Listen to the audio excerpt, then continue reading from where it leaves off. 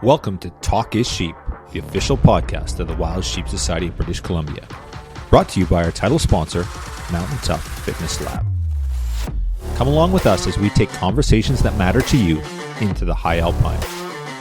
We have partnered with Mountain Tough Fitness Lab to help get you in shape and mentally stronger. Whether you're a veteran hunter or just starting out, the Mountain Tough app will take you to the next level. We personally train using the Mountain Tough programs, and we believe in it so much that we want to give you 6 weeks for free using code SHEEPBC. That's SHEEPBC. Check out Mountain Tough Fitness Lab. You won't be disappointed. Greg, I do have to say the beard is looking magnificent these days. I'm just growing in my adult beard for hunting season. I don't like to shave during it. So we're in the depths of it here. Have you had any luck? I know you were out for elk this past weekend, I think.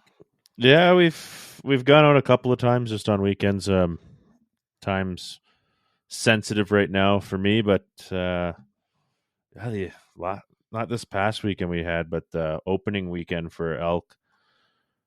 My brother and we took my son, and Connor's never been on an elk hunt at all, and we were only going for a long day hunt. Like, we left at 3 a.m. and came back at midnight. But we the first spot, as soon as we started bugling, action all over the place. Bugles up the hill, bugles down, and then like my brother had a bull charge him, couldn't get a point count on it. We had cow calling all around us, and Connor and I were within 50 yards of a bull bugling, but he couldn't see it. But you can see like the bone chilling of the bugle going through the body, and it was kind of neat. And then we stopped at lunch at a random place, noon, 30 degrees out. My brother's just, I'm going to let out a bugle. Lets out a bugle, hillside lights up. Just unreal. Hillside goes bananas. So we had Connor in the middle of a bunch of bugles chasing elk all over the hills, and then we went back to that spot for last light. Start calling. Giant grizzly bear comes running across the valley. So we did the cow chirp. Bear stopped. Cow chirped again. Bear turned and just started sprinting. It was probably a kilometer away, but it was like we were in neck high. I don't even know what the underbrush is, but it was neck high and not comfortable with my son and bears. He's had some situations at a young age where we'll try to keep him out of the bush with bears when we know we're there. No doubt. How about you? You got plans? Got anything on the go? You got to be going soon, aren't you? Yeah, so Melanie and I are going for pronghorn first week of October, so we're 2 weeks out on that. We were at the range this weekend. We were getting her dialed in and stuff, so she was shooting sub MOA just at 100 yards, so that was great. And feeling really confident. So we're just super stoked about the trip, and should be fun. I'm looking forward to it. Yeah, that's on a bucket list for me. I've been watching every time there's an auction to try to grab one within the price range at the time of the auctions, but it's maybe next time. Yeah, absolutely. Yeah, for sure. No, it's definitely a fun hunt. I got to hunt them 2 years ago, didn't get one. And this year, without question, my priority is making sure Melanie gets one. So I'm second up as a shooter, and hopefully we come back with 2 of them. So yeah, it's a solid plan. Yeah, I like it for sure. So yeah, but so we still have some raffles on the go right now that we should touch on, since we're social media has been kicking us down and not letting us share our raffles lately. Yeah, so we got our Magnificent 7. We got a month to go on that one. 6 amazing rifles, $85,000 in prizes. Tickets are $50, and you buy 1 ticket, you get 6 chances to win. If you're listening from outside the province, sorry, you can't buy tickets. It's BC Gaming, can't do anything about it. But if you're in province, pick up some tickets.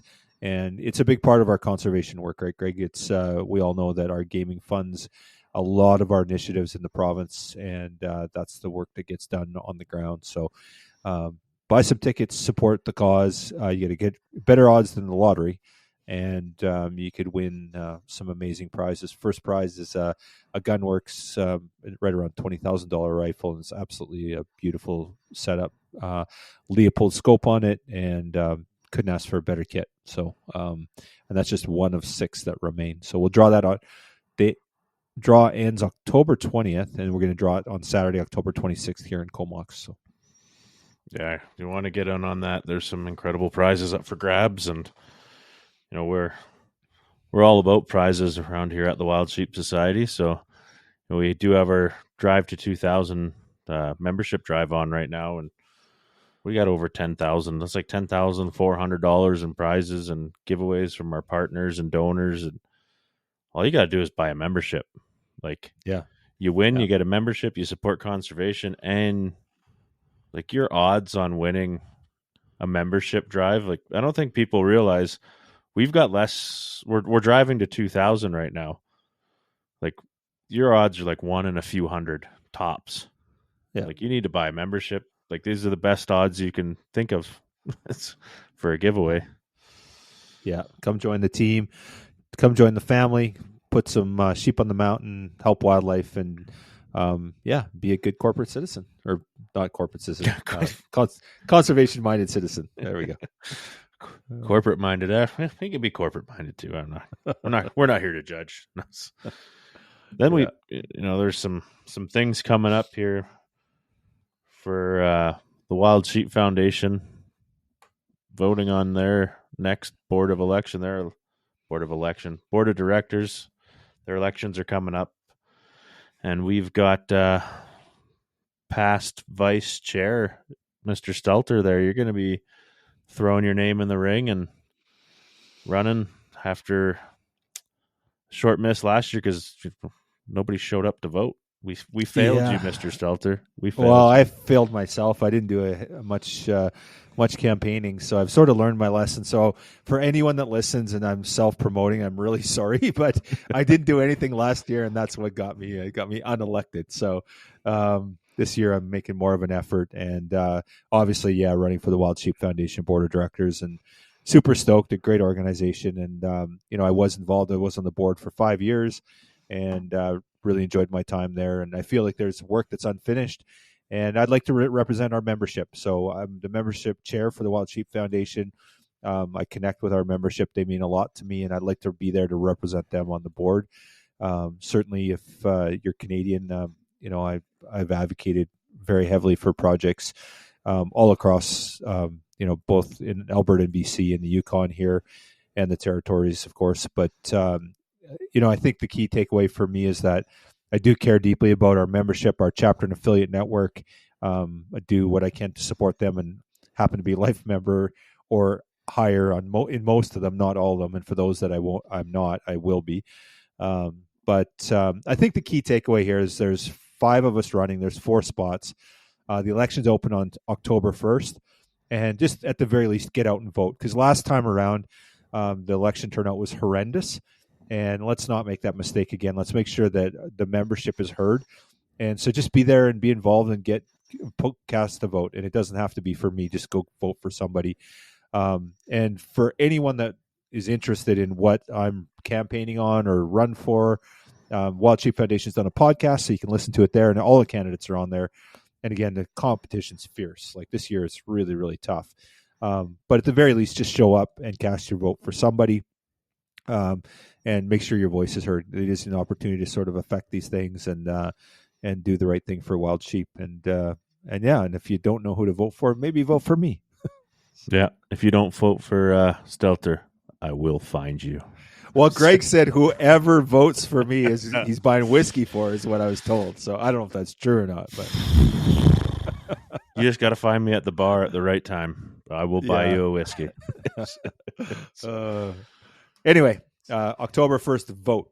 Wild Sheep Foundation, if you're a member, and all you need to do is be a member. And if you're a member and you didn't get a ballot, or you're wondering why there's nothing happening, call Wild Sheep Foundation. They'll get you sorted. They want people to vote, and Maddie will get you sorted out. So just give them a phone call.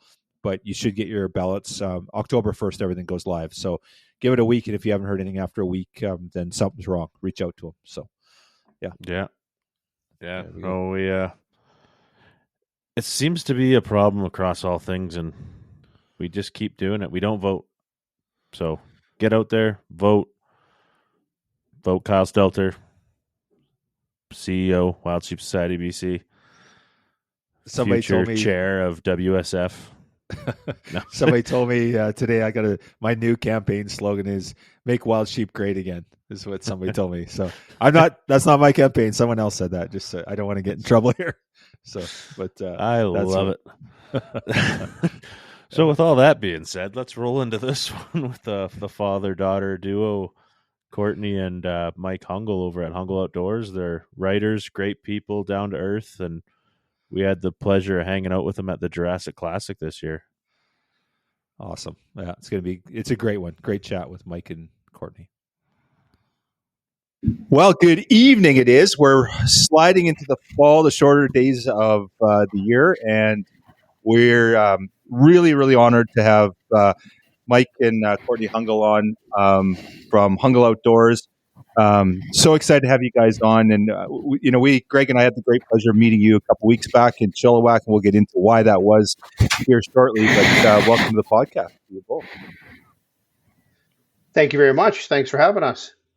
Yeah, thanks so much. Thanks for having us. Awesome. So, okay, let's dive right into this.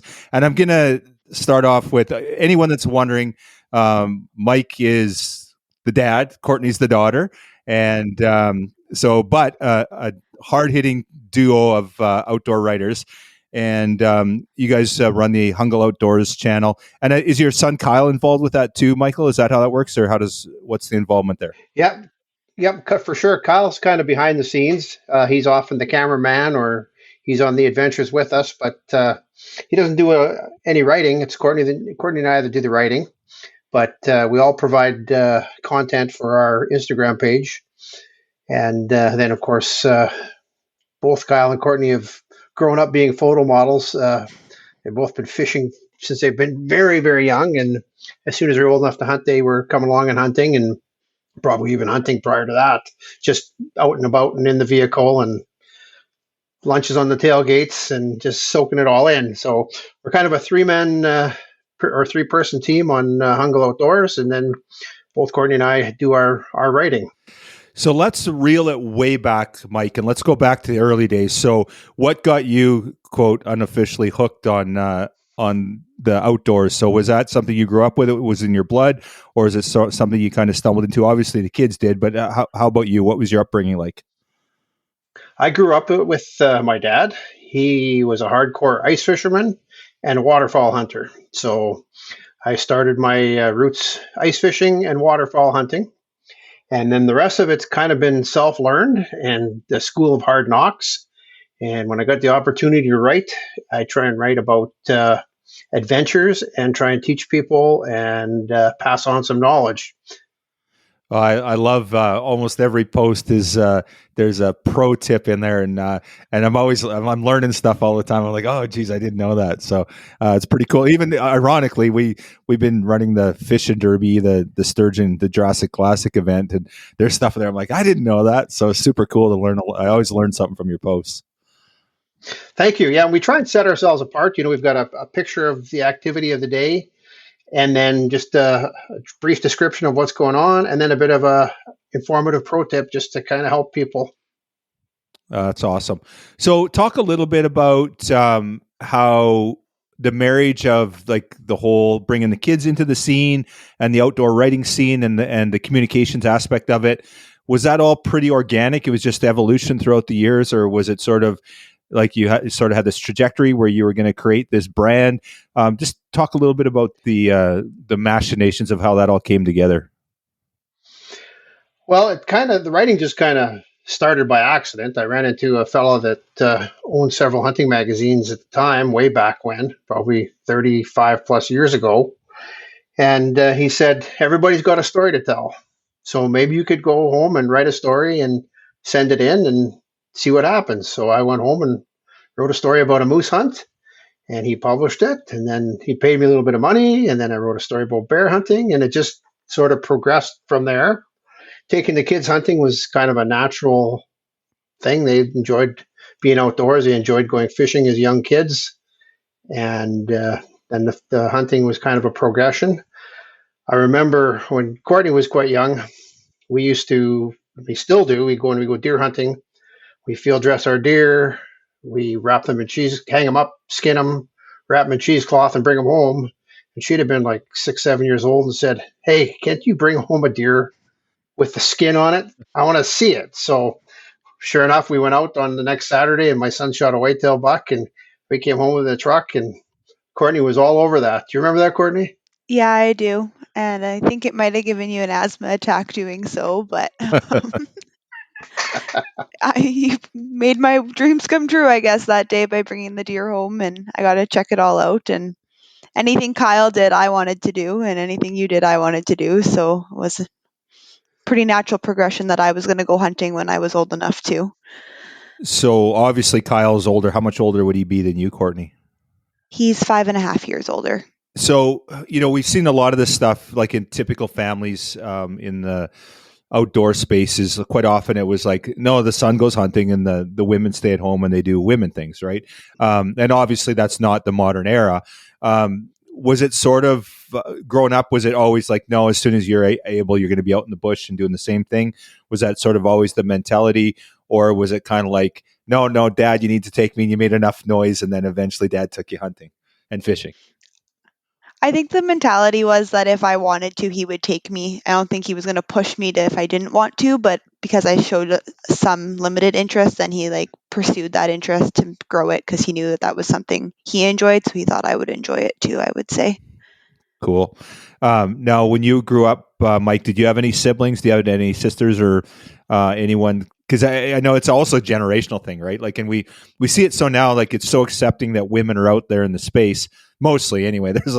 I guess there's a few exceptions out there, but for a while there, it was a gender bias, obviously, that, women just didn't do that sort of thing. And there's so many times where even, fairly young women in the industry are like, or well, not in the space, never really had the opportunity to get out and get involved.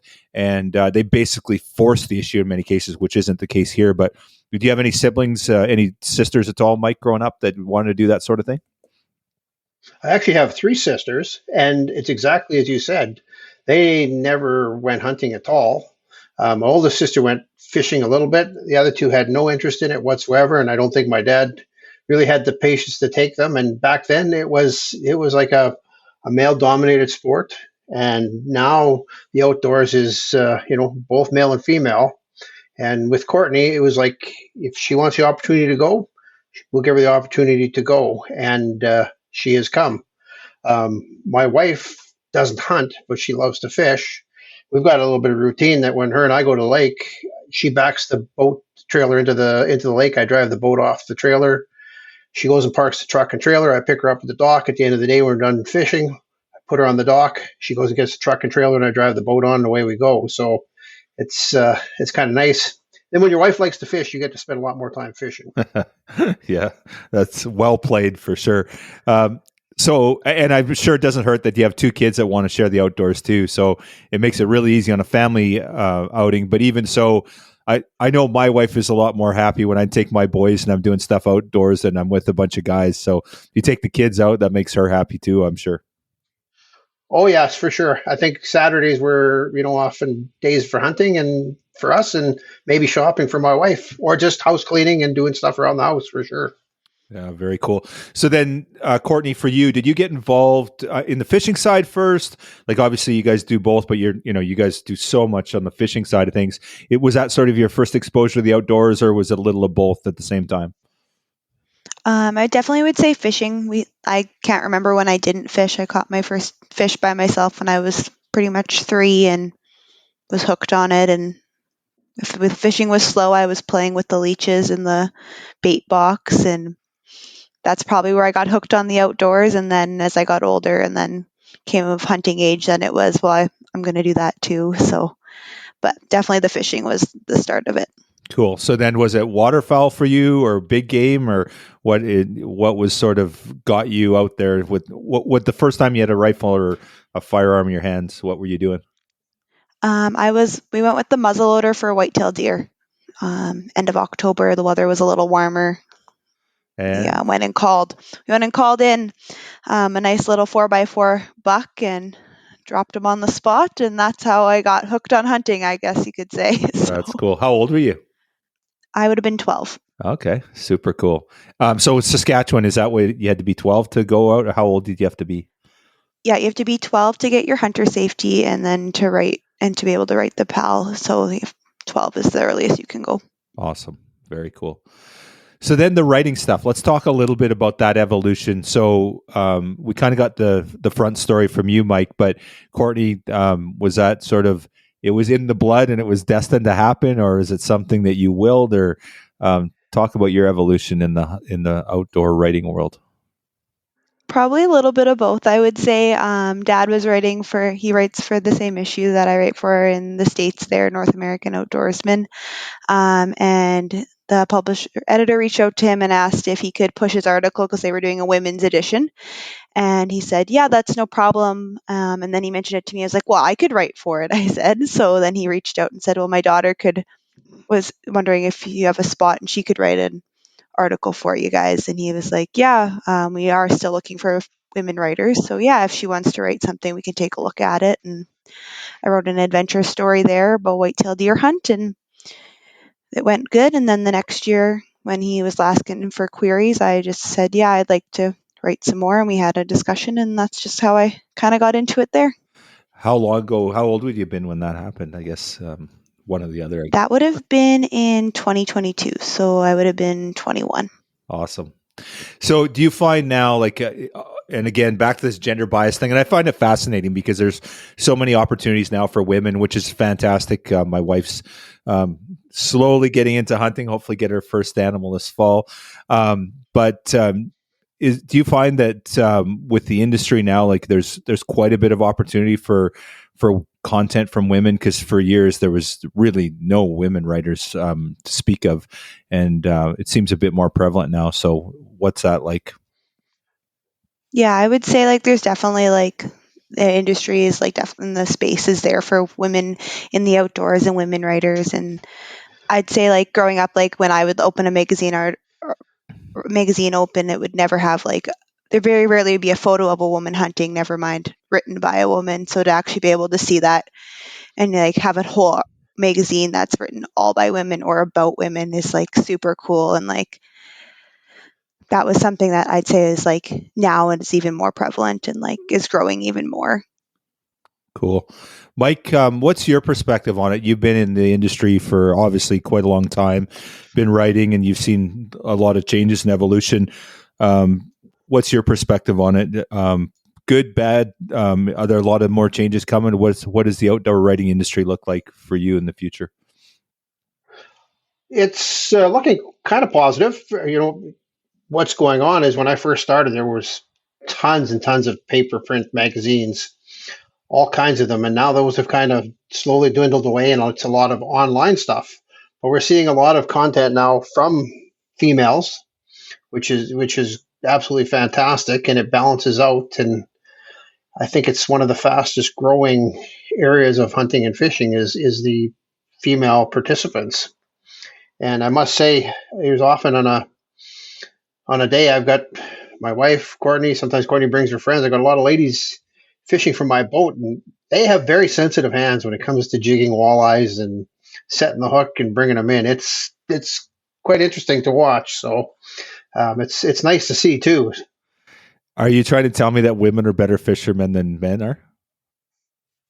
Well, they are very good fishermen, I will tell you. Fisher women, maybe we should say. Yeah, absolutely.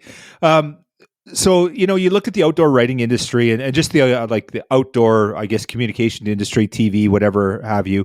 There's been a massive shift, right? You think back 30, 40 years where it was all about, well, maybe not quite that far back, but it was all about, killing stuff. And it was like the thrill to kill and $60 and 60 minutes and all that sort of stuff. There's been a significant change away from that. And probably some of, the bad reputation hunters have received is from some of that content that was in the early days, although we've done it to ourselves on many different levels. Do you see a significant change now? And I think we're probably in a better place, in my opinion. But has the industry changed, and has it? I guess on the content side, we can talk a little bit about that. But has the industry changed for the better? And I guess where I go with that is, I think of if you were writing for a magazine, was it easier to get your content in there or harder? Were you paid better for it? That sort of stuff. Has the internet changed the way you do business, I guess? The internet has really changed the way we do business. Before you would shoot all your images and everything in 35 millimeter slides. You'd send your proofs away. Now we've got cameras in our hands every day with our phones. You can write content and you can shoot photos and things to editors on the spot, so to speak.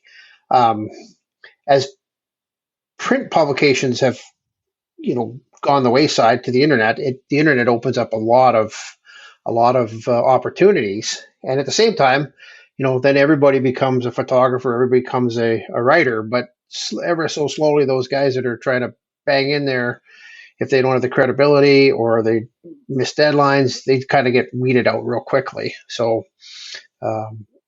it's good and bad. There's way more competition now, but competition is good. And then, with the advent of cell phones and just communication, I think, not that people weren't ethical before, but, maybe now you have to be much more ethical because people can match up backgrounds on photos. And, you hear the odd thing, whether it's writers or it's just hunters. It's like, somebody have a picture of a big ram and all of a sudden it's like, well, that's not where it's supposed to be. That's in the background at Banff or some national park, right? Where it's changed a lot of things that we see and do. One thing I've done myself is I always go on adventures and trips, and then I will query about them, so it doesn't put the pressure on to harvest an animal, and you can just go and have fun on a hunt and an adventure. And if I'm successful, then I've got a bucket of photos that I can use and publish for my writing or my articles or online for our Hungle Outdoors. So with that, do you feel, Mike, that content, so we talked about the ethical aspect of it and how you create your content. Do you feel the content's better? Are we getting better stuff on the internet? Or is it maybe not as good as it was? What's your feeling on that? I think with everything in society, the content's getting better. It's getting more technical. It's getting more informative. In the old days, it used to be old guys writing magazine articles, just like I'm an old guy writing magazine articles now. But, the technology, the access to new products and new technologies has really opened a whole new box of entertainment to watch, right? You've got laser rangefinders and you've got front forward facing sonar, you've got GPS, you've got things that you can write about, and these are all real cool things, but you got to know how to use them. And if we can write about them and explain them to people, it makes it a lot easier for people to use them and understand them. So that seems to be your jam, I guess, Mike, is you love, gear reviews and equipment and you're really good explaining things and you do that a lot. Is that kind of a niche market that you've kind of found on the communication side of things? Yeah, it's kind of where I've fallen into. Yep, for sure. So then where does that leave you, Courtney? I would say I'm probably his right-hand man when it comes to the product reviews and communications on that end, especially on Hungle Outdoors. I prefer writing the adventure stories more than the product reviews. It's more fun to tell the story. With the product reviews, you have to be a little bit more critical and take the pros and the cons, but the adventure stories are just about telling the fun that you had and the cool things that went on. So right on. So when we talk about the adventure stories or just your experiences, Mike, what's better to write? What's easier to write for? What do you prefer to write for? The fishing side of things, big game hunting, bird waterfowling. What's the preference there? I don't really have a preference. I enjoy it all. What's interesting with what's changing a bit too now, but often when I'm thinking of deer hunting or I'm going to be going deer hunting, I'm probably writing an article about summer fishing. And when I'm summer fishing, I'm writing an article about deer hunting. So it's a 365 day a year activity. I like it all. Somebody often has said, would you pick one or the other? I don't know which one I would pick, hunting or fishing. They're both fabulous. Right on. How about yourself, Courtney? Do you have a preference? I would say no. Maybe after a bad day of fishing, I'd say hunting, or after a really good day of fishing, I'd say fishing. But I'd say it would be hard to choose between the two, and they're both equally fun to write about. Cool. So what kind of content do you guys have to pump out? Like, obviously you got your channel through Instagram with Hungle Outdoors, but when you're like writing for magazines, and if you kind of look at all the work you do, and I know you work for different publications, how often are you having to create content? How often do you have to pump something out? I would say I write less than my dad does there, but I'd say I pretty much pump one out every 2 months. Maybe I would pump one out. I write about 6 a year, so sometimes they're back to back, and then sometimes they're spread out. But about 2 months or so it would take for me. But Dad, I'd probably pump it something out every 3 to 4 weeks, depending on what it is. Sometimes I'll end up with 3 or 4 deadlines in 1 week, and that's just a terror. And then other times it's spread out. But I was looking just a while ago here, and over the years I'm probably over 500 articles and 2,300 published photos. So it's a lot of writing. So you look at that, that kind of content. Is there a lot of pre-planning? You're like, okay, like you're coordinating with the magazine or maybe the internet or whoever you're writing for, you're coordinating with them, trying to put something together. So will they say, go build me an article on, walleye fishing, or will they give you a specific topic, or they just need content and they want something unique and something that they haven't seen before?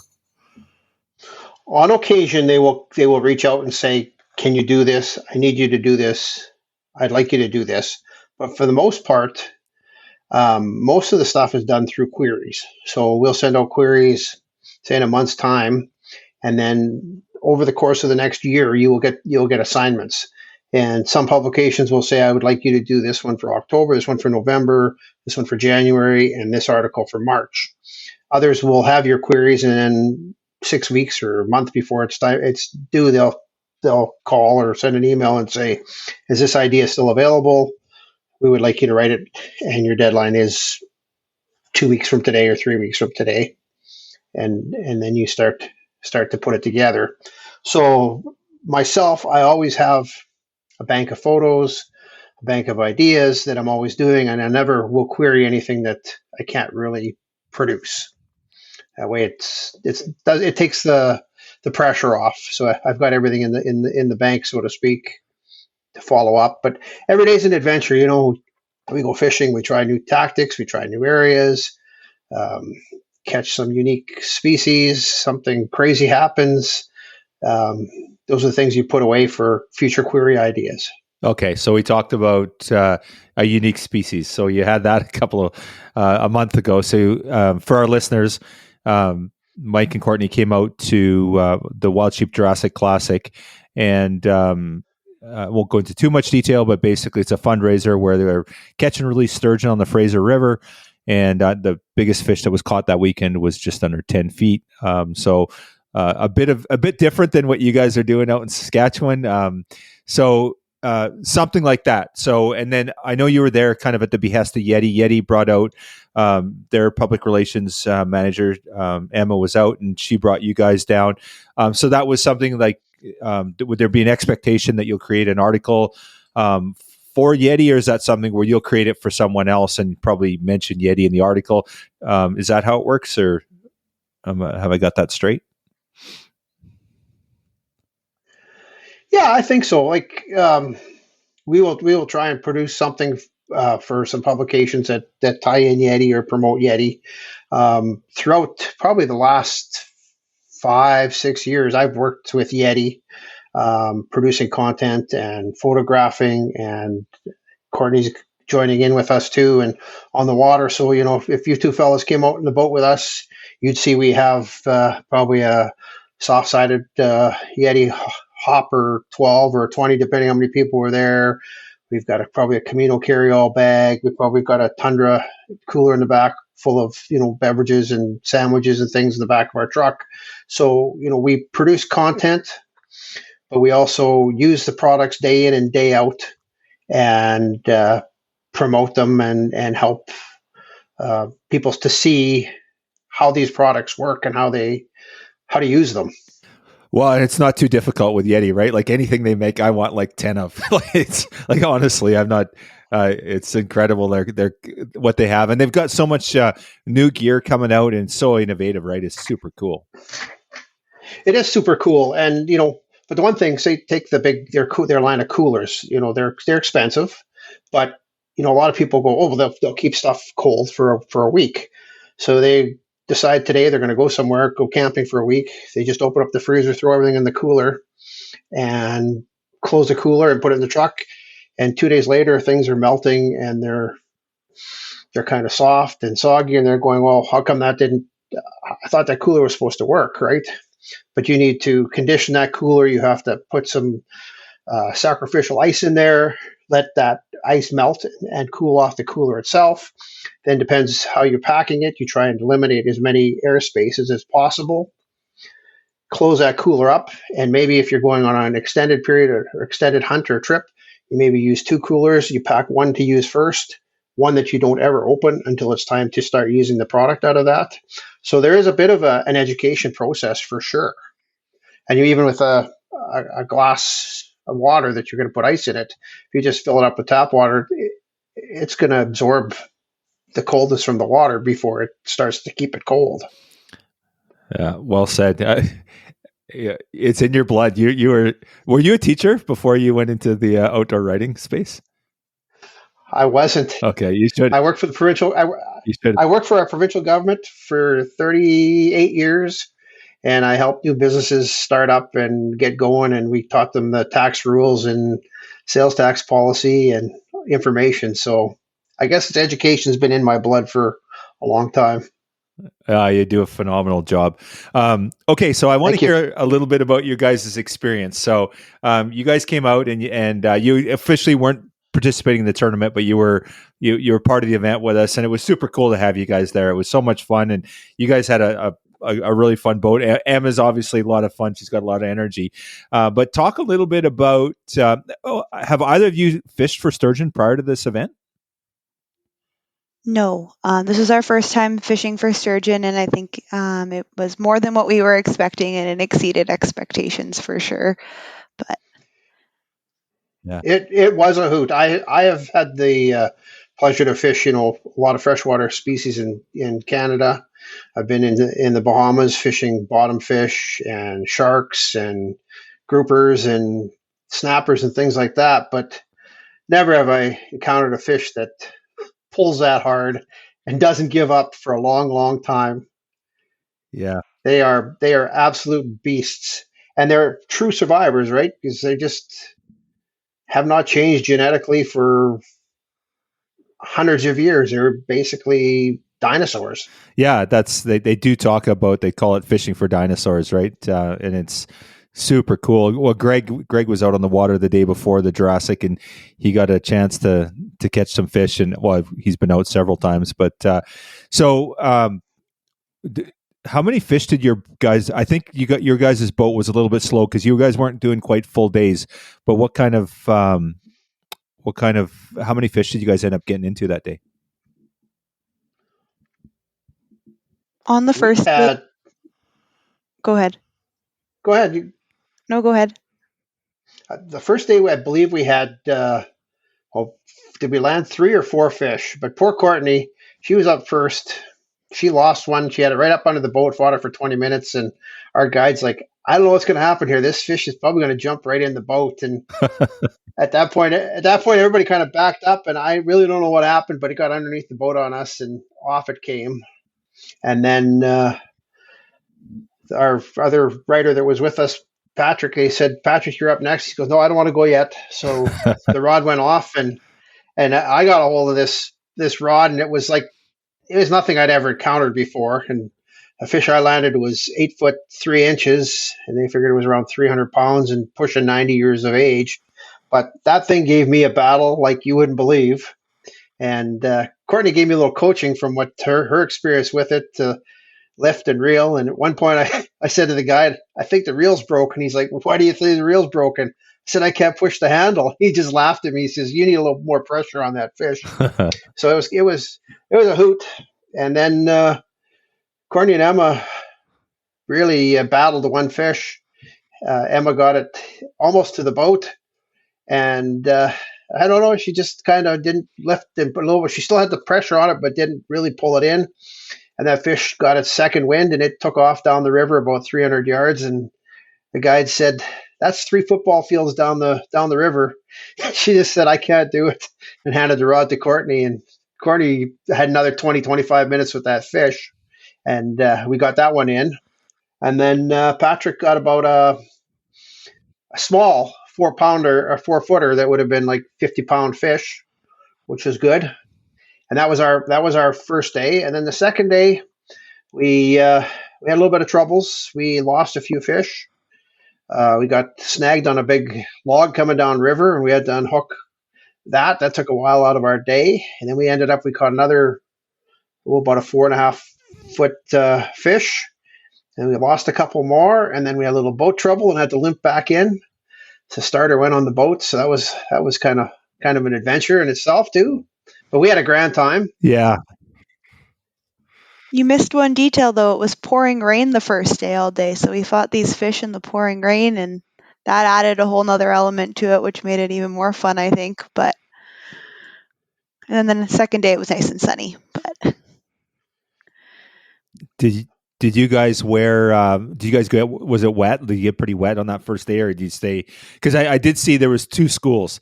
There were people that were absolutely soaked, and everyone kind of had some rain gear, something, and there were some people that were completely soaked. And I think a lot of people were maybe staying underneath, like inside the cab of the boat, and were staying pretty dry. But did you guys end up pretty wet? We stayed pretty dry for the most part. Both Courtney and I had really good rain gear, and we stayed underneath the canopy of the boat. But what was really funny is when we got my fish in the water and we all jumped out, Rick said, just grab him around the head and lift him up for a picture. So I stuck my right arm into the water, and the current of the river just took the water right up my arm, down my side and into my pants. So it was like I was wet from that experience, but it wasn't cold. It was quite a pleasant day for a pouring rain day. We had a lot of fun. But what we really noticed, the fishing was fun, but the organizers of the event and the fundraising people did a fabulous job, bang up job. You guys all worked very hard. You all get along very well together. It was kind of fun to see. I've been involved with fundraising dinners and banquets my entire life, and this was super run, super smooth, fantastic event. Yeah, from my perspective, and of course, I don't participate in the event. I'm one of the organizing it, and my experience is that people have a good time on the water. If the fishing's good, they have a great time on the water, and then they get off, and then it's a very social event, right? So if you're a bit of an introvert and you don't want to associate with people, maybe it's not the best event for people. But I think a lot of people really enjoy sort of that community or that family feeling that the event brings together. And it really, we work really hard to create that environment. So it's more of a social event than a fishing experience, but it's, I guess, a little bit of both. And if the fishing's good, it's great. It was crazy. The previous year, we caught 153 fish on the weekend. This year was only 135, but the fish were way bigger this year. And a whole bunch of factors, I'm sure you guys seen that there was a massive landslide up the Fraser River, just off one of the channels up there. So that affected things. And then the rain was heavy. So there was a lot of moving parts that were probably affecting things more than normal. Well, that big fish that Courtney and Emma caught, we actually landed that onto one of those mudslides. And we jumped out of the boat, and you thought you were going to go to your ankles, and you were up to your knees in mud. And it was quite dirty and quite thick, heavy mud. It was crazy. But in terms of I Go ahead. don't think that's as normal. Typically, you know, I think it was because of that landslide. There was that silt in the river, which was a bit abnormal. And Greg, you fished the day before. You guys probably talked about it, but my understanding is it was the fishing. The fishing was pretty good because of the silt in the river, probably from that landslide. Yeah, for sure. And you know, when you talk fishing tournaments, I've been in fishing tournaments before too. But this was a fun fishing tournament. There's no There was competition, but it was kind of just friendly competition, and all the competitors talked to each other and they laughed and they joked and they had a good time.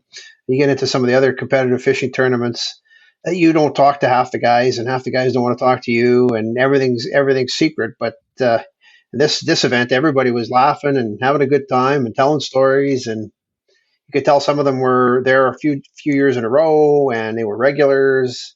And at the end of the day, I think it was a very good. It was a win-win for the people that attended, and it was a win-win for conservation as well. Yeah, well said. Well, and that's one of the things that we worked pretty hard to try and encourage is that to get rid of the competitive. You know, there's $15,000 in prizes, so there's going to be some competition, but we're really motivated to try and get rid of that. And in fact, the first couple of years, you know, they were trying to keep everything secret, like no results after day one. And we're like, no, that's not how it works here. Like, we put it up and we're like, there's no secrets. It's about having a good time. And if you want to go and fish for big dollars and try and prove yourself, then go somewhere else. This is not the weekend for you, right? We really wanted to try and create that more of a family feeling as opposed to a super competitive event, right? And it's definitely Go ahead, Courtney. And I felt like it was a group of like-minded individuals, and like everyone got along, and like that did definitely built into like the family-like environment. And there's some competitive nature, but it's more like bragging rights than anything else, I would say. And it was just like a good environment to be in, and there wasn't like any animosity about not knowing anybody. Everyone was super welcoming, and yeah, very cool. Do you have something else to add there, Mike?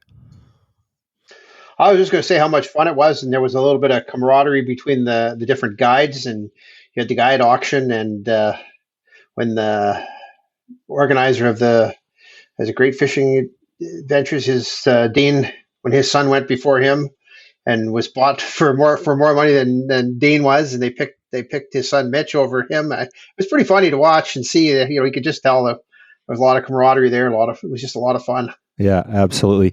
So for our listeners, for anybody that hasn't fished sturgeon before, I think one of the cool things is like I guess the intimacy of catching a fish and being in the water with it and like holding this massive, 500-pound fish that you just drug to the shore. You fought for 30 minutes.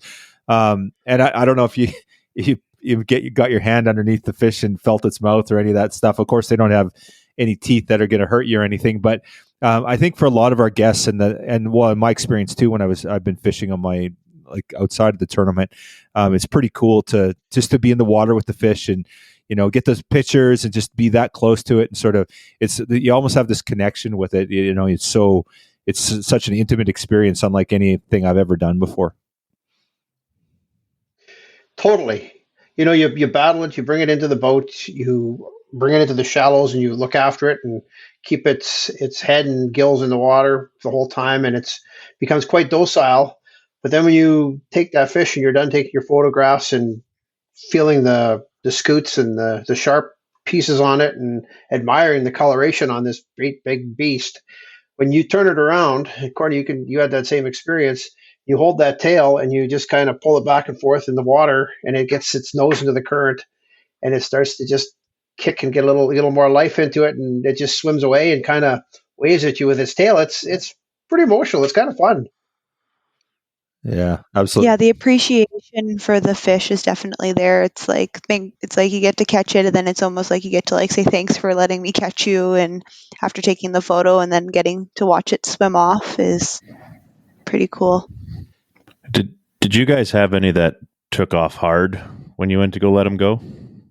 Mine did not.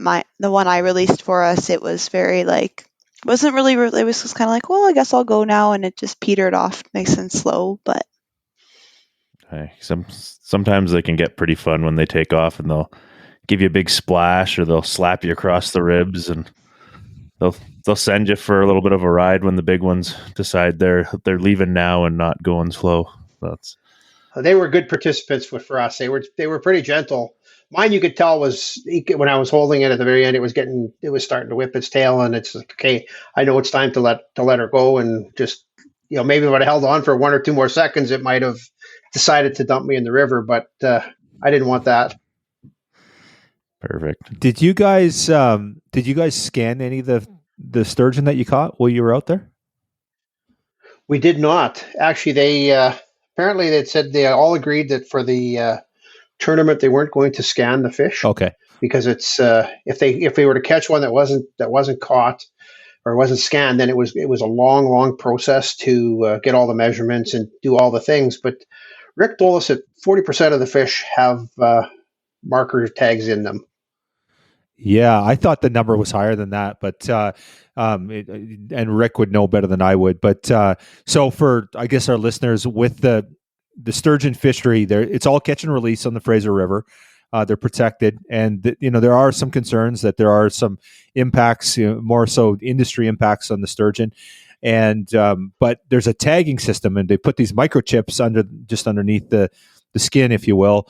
And then every time they're caught, you can scan them with the scanner and get an idea. And it's pretty cool process. I've never actually been there to tag them, but it's a pretty cool experience from what I understand to be part of that.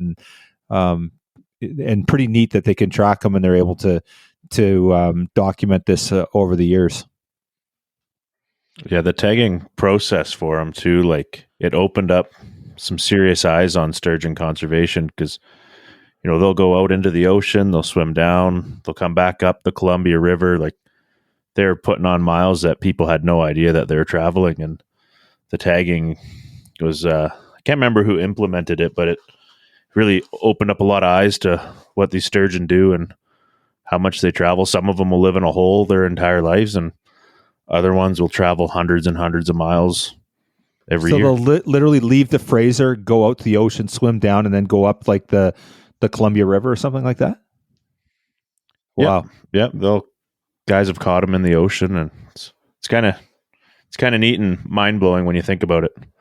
So the fish that I caught was a very silvery white color, and the other fish were very dark gray color. And our guide Rick figured that my fish had recently been in the ocean and had lost a lot of its coloration and had come back up into the river to do whatever the sturgeon do in the river. I guess feed on the sockeye salmon. And if I recall, he said there was 270,000 tagged fish, which represents 40% of the fish in 160 miles of river. That is the same stat I have. Yeah. Wow, that's phenomenal. Yeah. Yeah, it's pretty crazy. And the fact that those fish were almost fished to extinction, and now there's a lot of fish in that system, and it's an all catch and release activity. It's quite a story. And then to think that organizations, like Wild Sheep Foundations, will actually do a catch release tournament to have more money go back to conservation. And I think over the years, there's been other conservation organizations that will run host tournaments there and do that. So, and in my mind, conservation it's a win-win, whether you're trying to conserve land for help sheep, or you're trying to do conservation for waterfowl or fish. Many species of both animals and plants benefit from that, and we as humans benefit from that as well. Yeah, super cool. Have either of you ever eaten sturgeon? No. Never. Okay. Yeah. We sat with a couple that was at our table the second night, and they were local folks from there, and they had said that years ago they had eaten sturgeon, and they said it was absolutely delicious. Yeah, I've heard the same. I've never had it, but obviously they're protected and you can't eat them. And certainly in British Columbia, I don't think anywhere in Canada. But there is farm fish sturgeon out there though too. So if you want to have it like farmed, you can obviously have it there. But yep, yeah, for sure. Yeah, they closed the fishery in the early 90s here.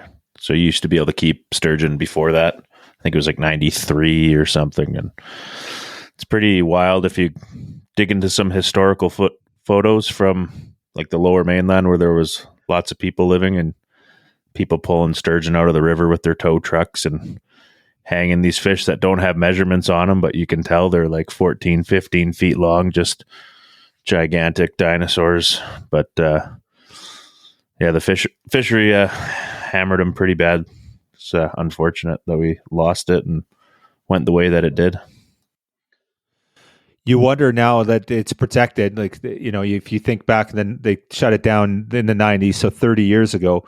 And these fish live to be 100, 150 years old. So in 50, 60 years, are we going to get back to those big numbers again? The 13-foot sturgeon that weighs 1,500 pounds. And they do talk about them. They say they're in there, but nobody ever catches them, or very rarely. I don't know what does anyone know what the record is? The largest sturgeon caught? 22 feet, and it was caught with a tractor. If that's what Rick had told us, and that was a long time ago, in like the 1920s, I think he said. Wow. Yeah, there was a monster caught just after the Jurassic, like a 13 or 12, some high 12s, just downriver from where you guys were fishing. Wow. That's awesome. And Rick, our guide, was very, very knowledgeable, and he had indicated that once they get like that 12, 13 feet, they're almost impossible to actually land with the fishing rod and reel and line. He said, even if you get to shore quite soon in the battle and even trying to bring them in by hand, you either break off the 300-pound test line, or they just spool your reel before you even have a chance to know what happened. Yeah, I can't imagine. That'd be so cool. Wow, amazing. Yeah. How big was the one that you brought in, Courtney? It was 7 feet 2 inches, so it was a little smaller than Dad's, but definitely not small by any means. But it put up a fight like it was a lot bigger, I would say. Yeah, it's still a big fish. Yeah. Sorry, Mike, I cut you off there. Go ahead. I was just to say, when they run, like you've got to make sure your fingers and knuckles are clear of the fishing line, because I'm sure it would just cut right to the bone on you real quickly. Yeah. It's just pure power. I can't explain the power of it, but it's such a sensation. Yeah. And it's just you almost get the giggles. It's you're reeling it in. It's like beating you up, but you almost start to giggle, or because it's just like, this is so fun. That's awesome. You also have to hold on for absolute dear life. I figured out the Sunday morning after fishing for the 2 days, the tops of my feet hurt so badly, and I couldn't figure out why. And I figured it was from bracing, holding the fishing rod and bracing, so I wouldn't go flying into the river after these fish. And I was like, I went home and I said, does anyone know you can strain the muscles on the top of your feet? Like, I was like, who would have thought that would be my worst ailment after sturgeon fishing? Yeah, super cool. So what's on the docket for, like, this is prime time for you guys? I know you do the fishing in the summer as well, but what does it look like for the fall? What do you guys have planned for hunts and trips? We have still some more fall walleye fishing. That's kind of a staple for us. Unfortunately, we didn't draw any draw tags this year, but our son Kyle, he's got an antlerless mule deer tag, so that'll be a trip down to a buddy's farm and get an antlerless mule deer. That won't be a too terribly difficult of a hunt. Just kind of try and pick out a dry doe and get that one, and then we've got our whitetail hunting. That's a big one for us. Do you guys hunt locally and like near in around Regina, or like not looking for the honey hole or anything? But there's such great whitetail hunting in Saskatchewan. Are you out looking for big mature bucks? Are you just looking for meat? What kind of hunting do you prefer? We're hunting about 2.5, 3 hours from home. Okay. And we're looking for mature deer, nice mature deer. And right around home here, it's pretty flat, and it's more ravines and grassy fields. So the deer kind of get picked off. They don't get 120, 130. Where we go out in the more the heavier bush, we're trying to target 150 and up type bucks. That's awesome. So do you, Courtney, do you have any quote goals for yourself for big game or anything? Is there anything that you're wanting to do? And so in Saskatchewan now, there is moose draws, there's elk draws. You guys pretty much have everything. No sheep, obviously, but you have a pretty good range of ungulates there, right? Yeah, we have whitetail, which you can buy over the counter, and then for draw in southern Saskatchewan would be mule deer, antelope, moose, and elk, and then you can also buy over the counter to hunt moose and elk in the forest, and then there'd be bear tags as well. But I would say elk is the next one on my list I'd like to get. I'm patiently waiting to be drawn. Last year I got to go moose hunting for the first time, so that was a pretty exciting and a thrill there, and antelope hunting is a hoot and a half as well. So to get drawn for antelope again would be pretty awesome. And it's just a random draw system, right? Like Alberta has that priority system, but for you guys, it's just a random draw for residents, right? Correct. We have it's no points. We have a system where if you get drawn, you drop down, or you're a first time applicant, you go to the D pool. And then every year you advance D, C, B, A, and then into Super A. And they draw out of Super A, but if anybody's been in Super A for 10 years, they go to a legacy pool. So then they pull legacy pool, Super A, and occasionally they may draw tags out of A pool or B pool. But we've had some harsh winters in Saskatchewan, and we've had a lot of CWD, and a lot of our deer herds have really taken a beating. And even our moose up north in the forests, I don't know if it's too much hunting pressure or too many predators with wolves. Our moose population is not what it used to be either 25, 30 years ago. So it's harder and harder to get tags. Like Courtney waited 10 years for a moose tag. I think I'm on year 9 myself for a moose tag. Courtney, what are you for elk? You're about Super A 4 or 5? Yeah, 5 years I think now. And then mule deer I waited 8 years for. So And are they zone specific? Like you put in, like obviously there's some phenomenal zones for mule deer, right? So obviously those are higher priority than others, or is it just a general thing when you're applying? It's by zone, and you can pick up to 6 zones on your application. And of course, we've got some different land access rules and things too, so it's harder. You pretty much need to know somebody in those zones, or you've got to spend a lot of time in the vehicle banging on doors and getting permission to get on the land. Does archery give you increased chances? And you guys also have a muzzle loader season there too, so it's less restrictive, right? That's less restrictive. It opens up the opportunities, but I know it's one of my favorites, and I know Kyle, like my son Kyle, enjoys it. I believe Courtney, it's her favorite. We go for our whitetails. We really like to do the spot and stalk.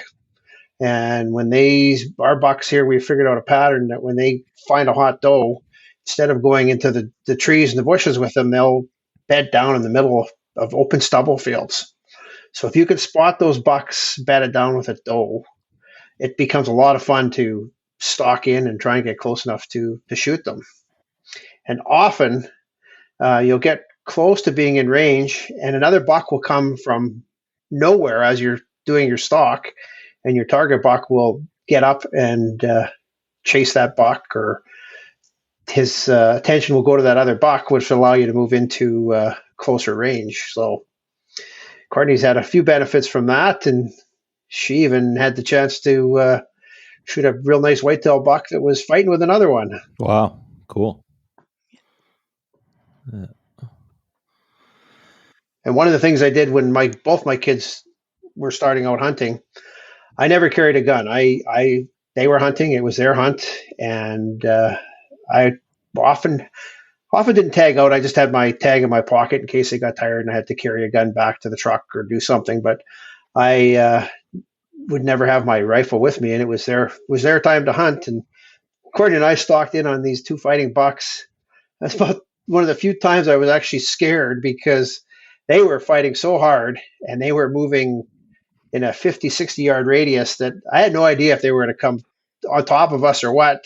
And at that time, Courtney was using the single shot 243, and they finally decided to break up and quit fighting, and she got the bigger of the two. So it was quite an adventure.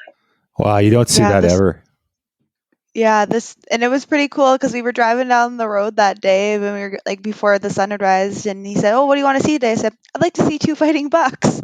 And then here we come across two that are fighting, so we got to stalk in, and the snow was flying like 6 feet in the air, and you could like hear their hooves on the ground, and it was a pretty incredible experience to get to witness. Did you guys write an article on that? I have written an article on that one. I don't know if Dad has as well, but no, that's all yours. You had that published. Yeah, but boy, those animals fight hard, and they grunt, and those horns crack, and of course the doe they were fighting over, we got about 350 yards away into them, and she spotted us right away, and she took off, and they were just oblivious, and they put on quite a show for us. Huh. Did you guys get much like video of it or photos or anything like that? We didn't. We were just so in awe that we snuck in, and actually I was so excited that when I put the 3 legs in the tripod out, I didn't attach the third leg tight, and when Courtney went to get on the deer, the tripod kind of fell over, and there she was holding on the deer, and I'm trying to poke the tripod leg back up to get it going, and the adrenaline is flowing pretty good. Wow. They had no clue we were there though, and that's what made it pretty cool. Is they were just so intently focused on each other that they had no clue what was going on around them. Yeah, super cool. And then when she dropped the first buck, she had looked at me and handed me the rifle and said, "You should shoot that other one." And I'm like, "Nope, I'm not going to shoot that other one." I said, "This is your moment. I'm not gonna shoot that buck." And it ended up I probably should have, because it was probably the only opportunity I got that year. There wasn't a lot of deer that year, but in hindsight, it was good because it allowed another buck to go on and breed some does and carry on. So. But it was. I'll never forget that hunt. It was quite a hunt. Huh, very cool. Yeah, that's awesome. Does that one stick out in your mind as like one of the most memorable hunts you've been on? Because that sounds pretty incredible to me, and I've been on some epic hunts. So yeah, I'd say that's probably, of all the deer I've shot, that's probably like my top experience, I would say. But yeah, that one rates up there. I know when the kids and I were drawn for antelope, and we were drawn, I think it was the second year after it had been opened for open seasons, and there was less than 100 tags in the zone we were in, and we went hunting, and we glassed probably 300 bucks till we all finally shot our bucks, and that one rates up there. And another time, it was a foggy morning. I was hunting with Kyle, and as I said, I used to always just say, "You guys take your guns, and you guys take your gun, I'll leave my gun behind." But it had been foggy, we couldn't see anything, and we were just about ready to give up and go home. We spotted this giant buck laying in a field with 3 does, and they said, "Let's put a stock on him." And I said, "I'm going to bring my gun just in case." And it was like a 180 class whitetail buck, and we stalked in, and Kyle leveled him right in. We stalked in one way, and we couldn't see, and he's taller than I am, and we snuck back around another spot, and I said, "I can't see him, Kyle." He said, "I can see him perfectly." And I said, "Okay, well, you take a shot." And I was thinking he was going to run back to the cover where we were in, and he just dropped him with one shot, and we walked up to this thing, and it was just like an absolute tank of a deer. It's the biggest one we've got, but had a few memories like that, and every day in the field's an adventure, though, really. Well, and you were talking about a bad day fishing, you go hunting. You got a bad day hunting, you go fishing. But it sounds to me like you don't have any bad days.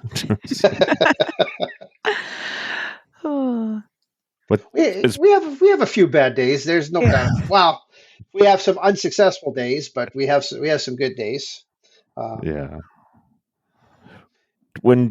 So you're primarily spot and stalking, and when you're going for across all species, then? Pretty much, yep. Spot and stalk, and then when you get into the moose and the elk, of course, doing a lot of calling and vocalization for that. Yeah. And I did the last time we went elk hunting. Kyle and I were drawn, and we were out the time before. We had got draw tags, and we got on a property, and the fella said, "You guys can shoot one elk, and I would like the young kid to shoot one." So Kyle shot a nice 6x6 bull, and that was that. And 4 years later, we got drawn again. So we went out and we were calling, and we stopped and we called. And I whispered to Kyle, I said, "Here comes a bull out of the trees." I said, "Do you want to shoot him?" He says, "No." He says, "It's your turn." He says, you didn't get to shoot the last time we were drawn, so you shoot." He said, "But shoot the one that's behind it." So there was a bull, a cow, and a bull.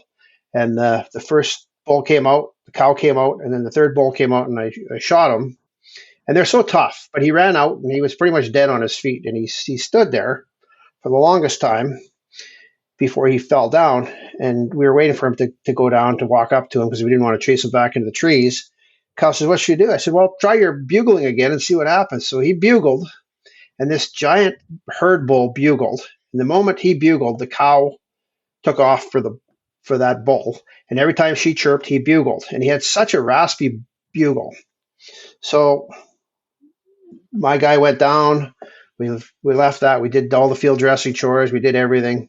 The next day, we walked in the dark 3 miles back to that spot where I'd shot that elk. We didn't call. We spent the morning calling. It was just about time to go back and have some bacon and eggs at the camper. And I said, "Try one more call." So he called. And be darned if that big bull didn't bugle back. So I just said to him, "I'm going to hold on to your backpack. You run as fast as you can at that big bull. And I'm going to call every time he calls."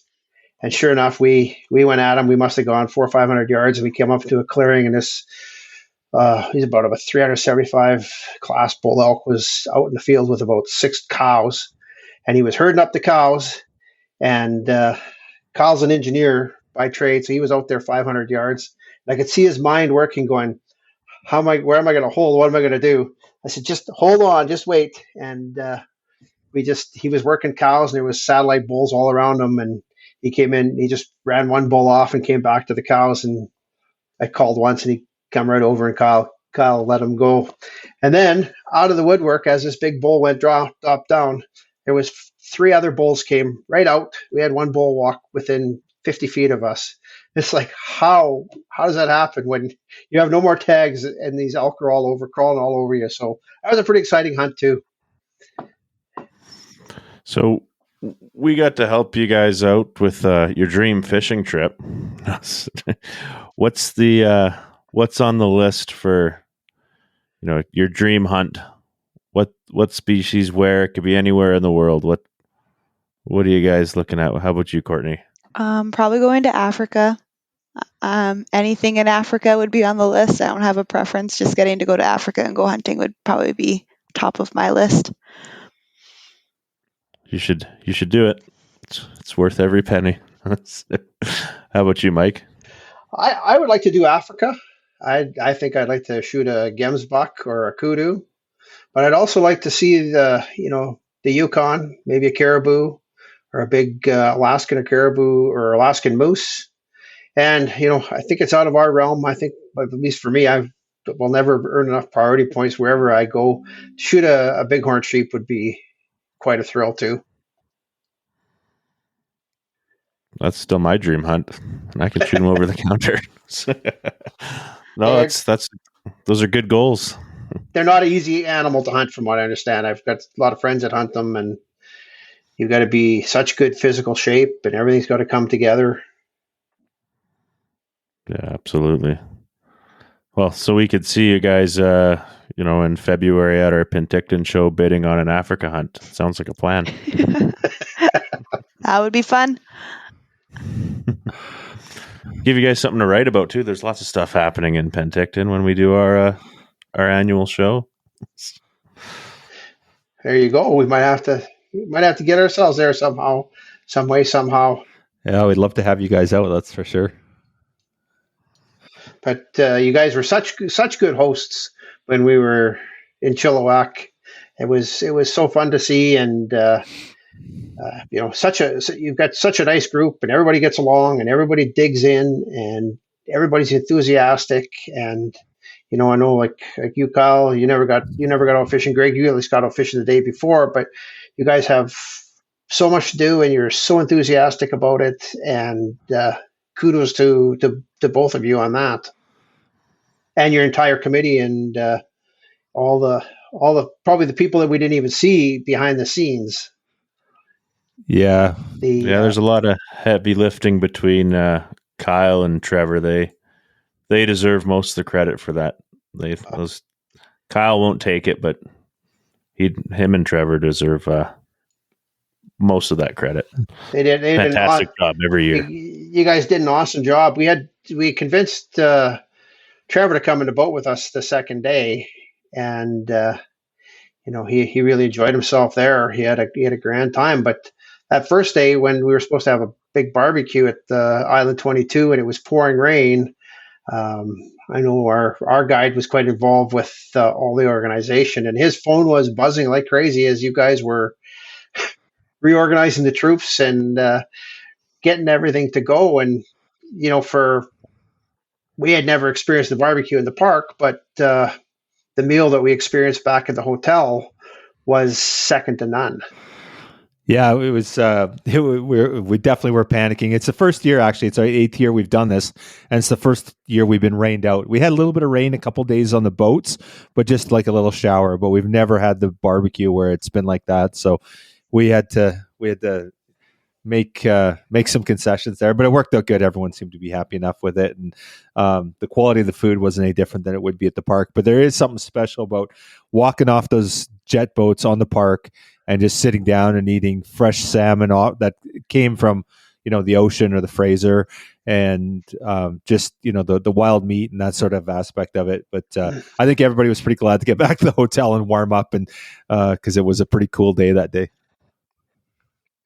Well, it was, and everybody was wet, and we were lucky that in the aspect that Rick had to do some organization and some work with things, so we were able to go back to the hotel, have a shower, put on some dry clothes, and come over for a beautiful supper. It was fantastic. Yeah, well, we're sure glad you guys could make it out.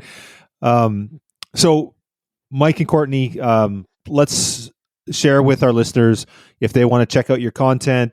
Let's put it all out there, Instagram page and any other place that people can consume your content.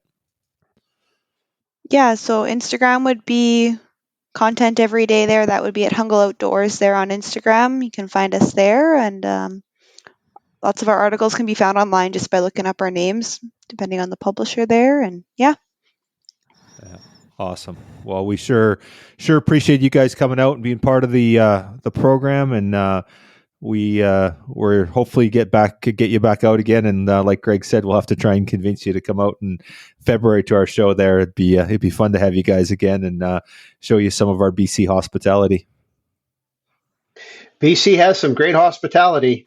That's a nice part about hunters, fishermen, conservationists. If you pass each other on the street, you might not have anything in common, or you might not even acknowledge one another as you go by, but you get in a room, you're wearing a logoed fishing shirt, you're wearing a camouflage shirt. You may not know that person, but you quickly become friends and have a very common bond with that person, that individual, in very short order. And that's the beauty of the outdoors. I feel sorry for those that don't get out and experience it. But at times I'm happy that they don't, because it gives us more opportunities for those of us that do it. And, with that said, I think anybody should give, whether it's a child, a young boy, a young girl, a spouse, a friend, they should give them an opportunity to get outside and enjoy hunting and fishing, and give them the experience. But don't take them on the dirtiest day, or the day that's going to be a miserable day, or you think the rut's slowed down, or the fishing's bad on the moon, or the barometric pressure. Try and get them out on days where it's got a good chance of success. And then, of course, you don't make the success all about the catch or the kill. There's the lunches, the snacks, the visits, the adventures of things that get broken or lost, getting stuck in the mud, all those things that just are a lot of fun at the end of the day. And I know over the years I've hunted a lot of things and caught a lot of fish, but what I remember is I lost a knife here, or I lost a cooler there, or we got stuck. Those are the things that really stick out in my mind, and who was there and how that happened. Sure, we got a deer, or we caught some fish, or we did some things, but at the end of the day, it's the camaraderie that goes with it. It's unbeatable. Yeah, well said. Well, Mike and Courtney, thank you guys so much for being on the show today. We really appreciate it, and look forward to a bunch more great content coming up from you guys in the near future here. Thank you again. Right on. Thanks for having us. It was a good time. Thank you very much. It was a pleasure to have a visit with you guys and reconnect again. And thanks for being such great hosts to us out at the Jurassic Classic. And you guys have a great fall. Hopefully you've got some big plans and some super tags in your pockets too. Greg's getting his bighorn this fall, so. Woohoo! I'll be waiting for you to send me the picture of it. Sounds good. This episode is sponsored by our conservation partner, Frontiersman Gear. Thank you, Sitka Gear and Frontiersman Gear, for investing in healthy wildlife and sustainable ecosystems.